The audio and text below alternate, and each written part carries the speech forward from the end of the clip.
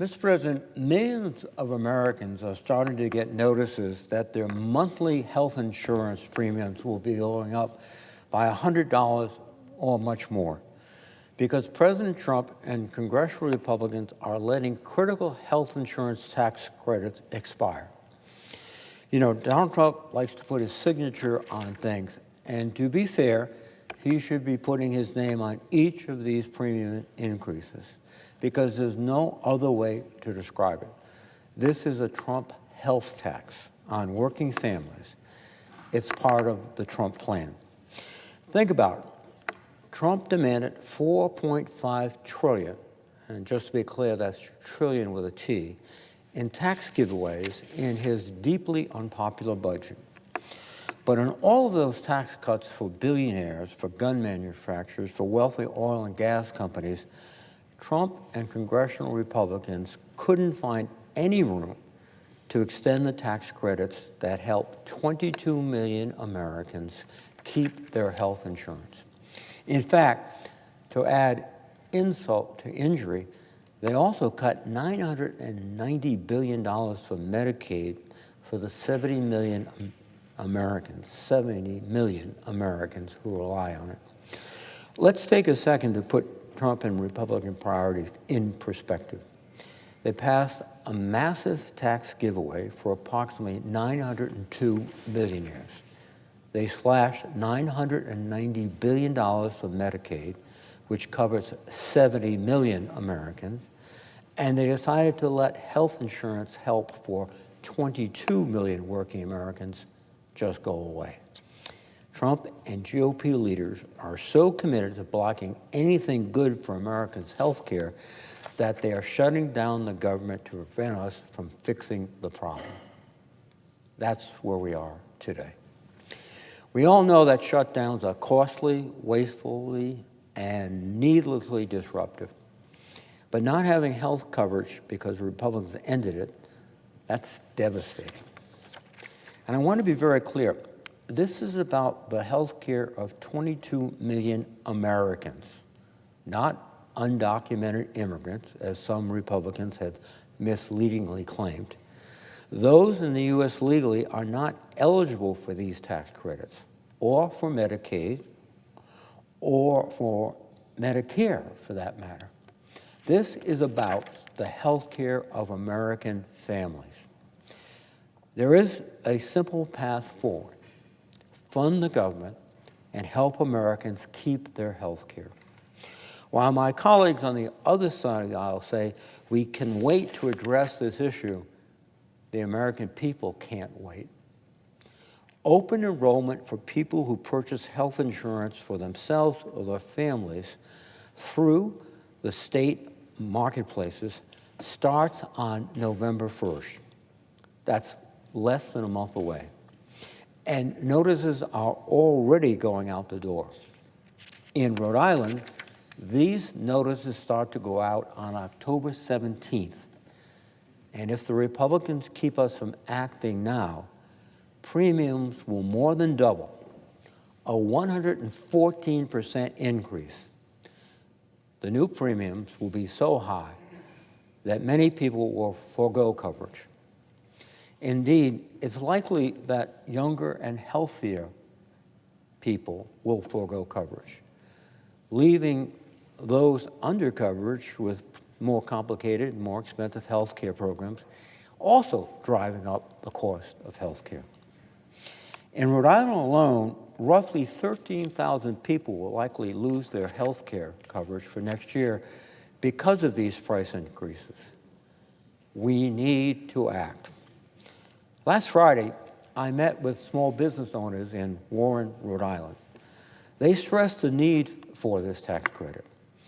Even with this credit, it is difficult for them to afford health coverage and keep their businesses open.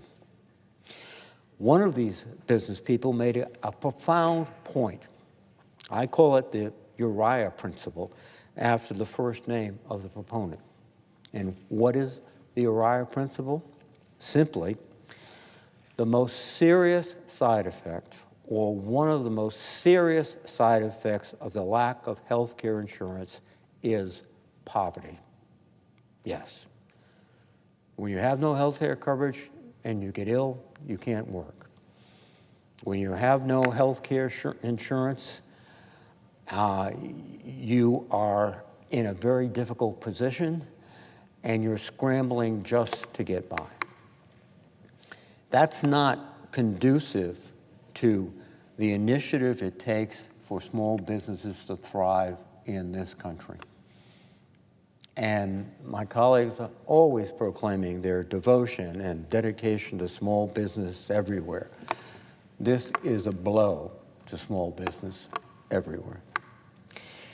Now, it's unfortunate, but Donald Trump and his handlers don't want to solve this problem. And congressional Republicans seem only to be interested in what Trump wants. Since August, right after the congressional Republicans rammed through their $1 trillion in cuts to Medicaid and other health care programs, the Democratic leaders of the House and Senate have been asking to sit down and negotiate to resolve this problem. But at President Trump's directions, Republican leaders ignored the request. Trump said, don't, quote, even bother dealing with Democrats. And Republican leaders have listened. At one point, the president agreed to meet, but reversed course, apparently at the direction of Speaker Johnson, who has kept the House in recess for the last month. Finally, the day before the shutdown, the president finally agreed to meet, not negotiate, just meet. Since then, nothing. Apparently, he has plenty of time to host the president of Argentina and has no problem sending him home with $20 billion of U.S. taxpayer dollars, but he has no time to talk about helping the American people with their skyrocketing health care costs. While President Trump is ignoring this issue, he is demanding a blank check so he can run the government exactly how he wants to. And unfortunately, GOP leaders are willing to hand it to him. And not for the first time. Late last year, shortly before President Trump took office, Democrats and Republicans reached a bipartisan agreement on a full-year funding bill for fiscal year 2025. It would have funded the government for the entire year, and it would have provided critical disaster relief, funding for national defense, child care, the health care system, transportation infrastructure, and much more. But Donald Trump insisted that Republicans walk away from the agreement until he came into office so he could call all the shots. They delivered, and he took advantage. I didn't vote for the year-long CR that Trump eventually backed last March because even then, his excesses were already on full display.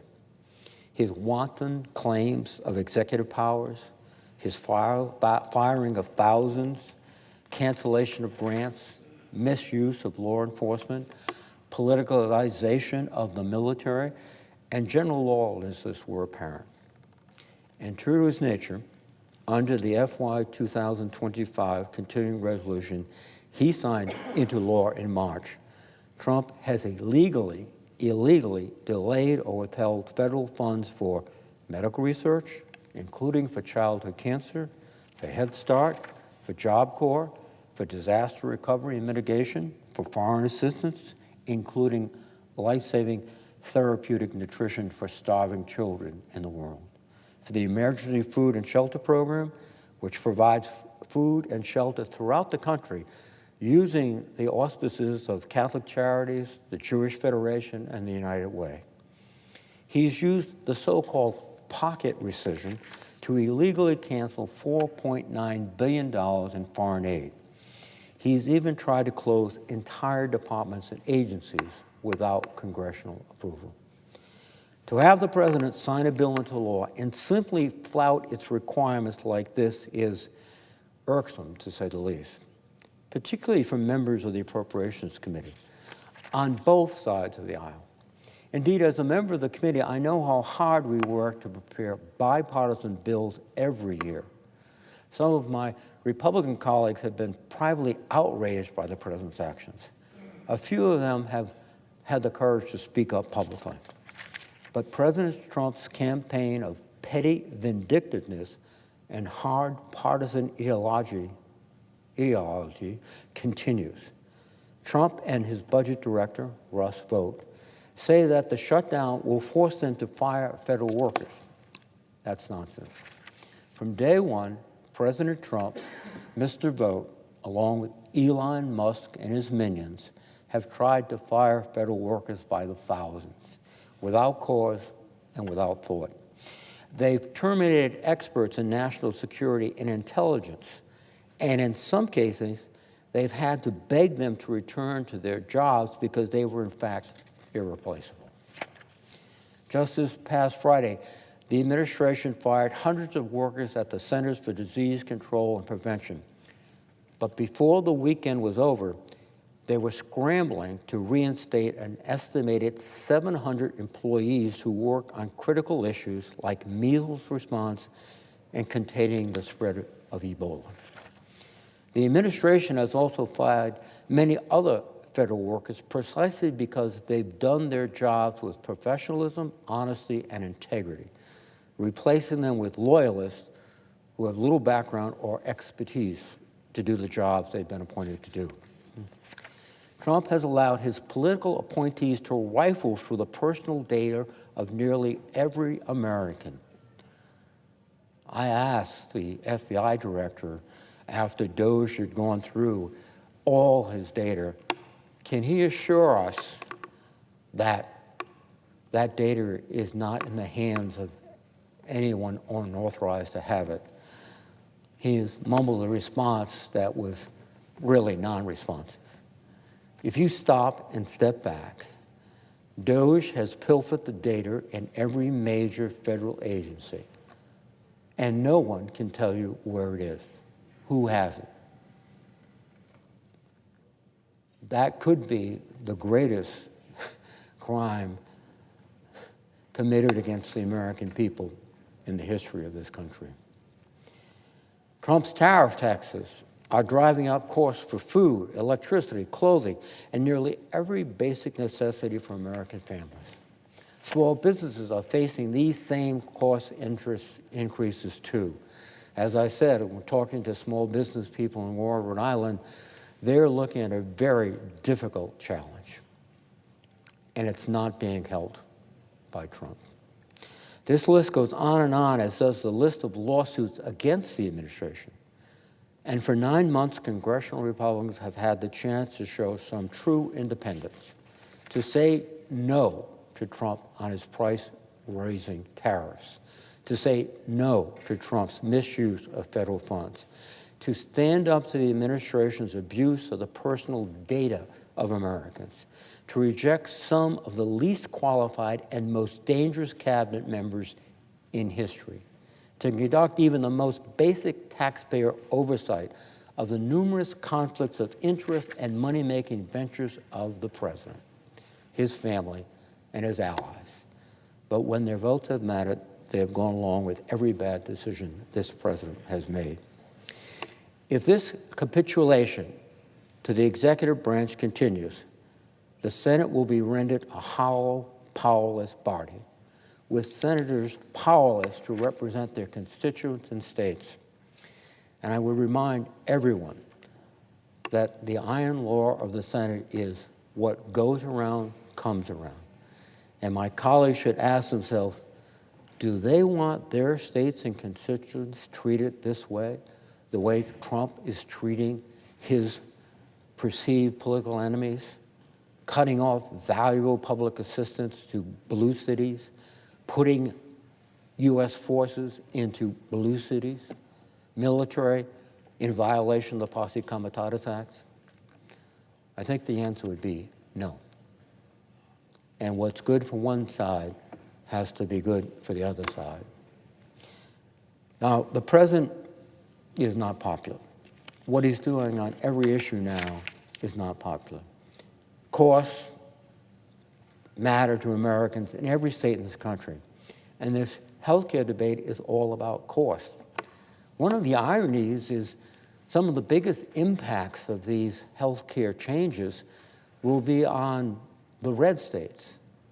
Everyone suffers across the country, but there's significant suffering in places that are prominently Republican. So why are my colleagues on the other side of the aisle saying, oh, we don't care? They should think long and hard about that and remember why they wanted to be senators in the first place: to improve the lives of their constituents, to help, to serve. And that requires compromise here. We saw that last week when we passed a national defense authorization bill with overwhelming bipartisan support in very efficient and rapid procedures. When you get compromise, bipartisan compromise, you get results. When you get a body that seeks only to carry out the will of one person, you get what we have now: stalemate, sufferings by poor people who can't get health care, but great benefits to the wealthy. For the last several months, appropriators have been working on bills to protect and invest in the American people. Together, we passed 8 appropriations bills out of the committee, most on overwhelmingly bipartisan votes. 3 of those bills have been passed by the full Senate. And throughout this process, Democrats have shown our commitment to doing the hard work of government. We've been flexible and willing to compromise. And frankly, if it was in the Senate's power, both Republicans and Democrats, we would have legislation, appropriations legislation, before the president today. But we have been unable to because of the roadblocks he's established using his leverage over my Republican colleagues. In fact, I think it's fair to say that President Trump and Speaker Johnson don't really want compromise and don't really want Congress to pass appropriations bills. They want Democrats to go away and give them another blank check, another CR. But forget whether it's a CR or an appropriations bill. If the president doesn't like the program, he just takes the money away, which is contrary to the Constitution, but that's just a detail. It takes 60 votes to pass the law here in the Senate, so Democrats will be here ready to reach a principal agreement on spending and protect the health care of 22 million Americans. We're ready. We just need the president and the speaker and the majority leader to sit down and talk, not about their partisan interests, but the welfare of their constituents. And I yield the floor.